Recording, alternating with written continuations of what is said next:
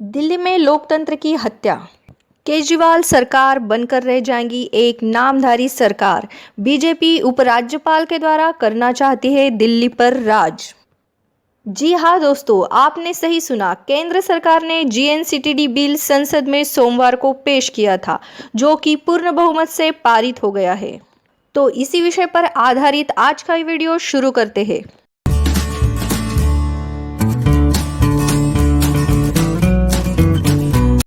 नमस्कार दोस्तों, आप सबका स्वागत है रिपब्लिक नेशन पर। दोस्तों, जीएनसीटीडी बिल के चलते दिल्ली सरकार और केंद्र सरकार में ये टकराव जारी है 2015 से।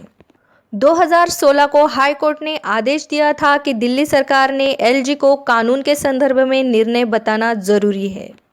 इसके बाद दिल्ली सरकार ने सुप्रीम कोर्ट में अर्जी दायर की थी, जिस पर 2018 को सुप्रीम कोर्ट ने दिल्ली सरकार की तरफ से निर्णय देते हुए कहा कि संवैधानिक प्रावधान के अनुसार चुनी हुई सरकार को ही शासन चलाने का अधिकार होगा और एलजी के द्वारा हर मामले को रोकना जरूरी नहीं है। दोस्तों, आपके जानकारी के लिए हम आपको बता दें कि भारतीय संविधान में लिखित अनुच्छेद 239 ए के अनुसार दिल्ली को अपने विधायक चुनने का अधिकार, अलग से विधानसभा का प्रावधान, राज्य सूची में लिखे गए विषयों पर कानून बनाने का अधिकार रहेगा और केंद्र सरकार का नियंत्रण सिर्फ पब्लिक ऑर्डर, पुलिस, जमीन इन मुद्दों पर रहेगा।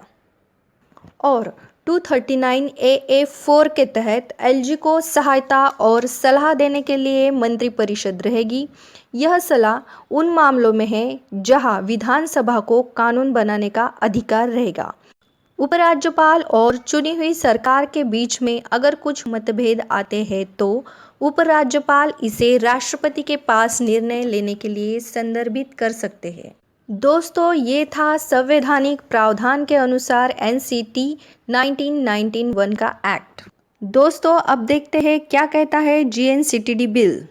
जीएनसीटीडी द्वारा एलजी को उन मामले में भी अधिकार देता है जहां कानून बनाने का अधिकार दिल्ली विधानसभा को है। इसके अलावा मंत्रिपरिषद द्वारा लिए गए निर्णय से पहले उपराज्यपाल को राय देने का अवसर भी ये बिल प्रदान करता है। इस बिल में लिखित धारा 21 के अनुसार दिल्ली विधानसभा के द्वारा बनाए गए कुछ कानून पर एलजी प्रतिबंध लगा सकते हैं।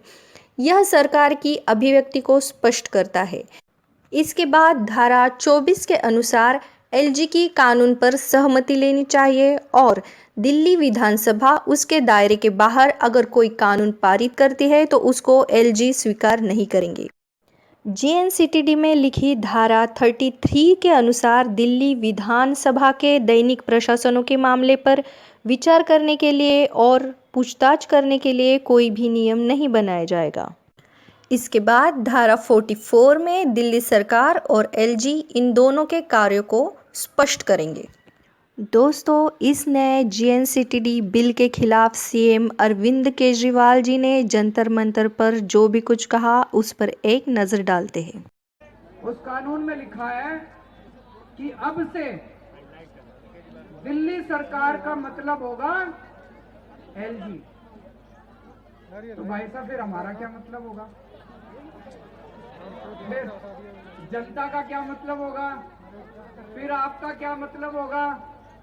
फिर देश की जनता का क्या मतलब होगा? अगर दिल्ली सरकार का मतलब एलजी होगा तो दिल्ली की जनता कहां जाएगी? दिल्ली की जनता की चलेगी नहीं चलेगी? मुख्यमंत्री कहां जाएगा? फिर चुनाव क्यों कराए थे? मुख्यमंत्री बनेगा प्रधानमंत्री। फिर चुनाव क्यों कराए थे? जनता लाइन में क्यों लगी थी? जनता ने वोट क्यों दिया था? जनता के वोट का कोई मतलब नहीं बचा। जनता के चुनाव का कोई मतलब नहीं बचा। जनता की सरकार का कोई मतलब नहीं बचा। जनता ने 70 में से 62 सीट दी, उसका कोई मतलब नहीं बचा। अगर दिल्ली सरकार का मतलब एलजी होगा तो फिर तो जनता के साथ तो धोखा हो गया। दोस्तों, इन 2-3 सालों में भारत के बहुतांश राज्यों में बीजेपी की सत्ता का जिस तरह से पतन हो रहा है, उससे यह लगता है कि बीजेपी अपनी सत्ता जबरदस्ती पाने के लिए इस तरह के असंवैधानिक कदम उठा रही है, जिसका एक उदाहरण दिल्ली का जीएनसीटीडी बिल है। और जिस तरह से मौजूदा हालात में महाराष्ट्र की शिवसेना और आघाड़ी सरकार को टारगेट किया जा रहा है, ये दूसरे उदाहरण की शुरुआत मानी जा सकती है। दोस्तों, आज की वीडियो में बस इतना ही। अगर आपको हमारा ये वीडियो इन्फॉर्मेटिव लगा हो तो प्लीज़ लाइक, शेयर, कमेंट ज़रूर कीजिए और इसी तरह के वीडियो देखने के लिए हमारा चैनल सब्सक्राइब कीजिए।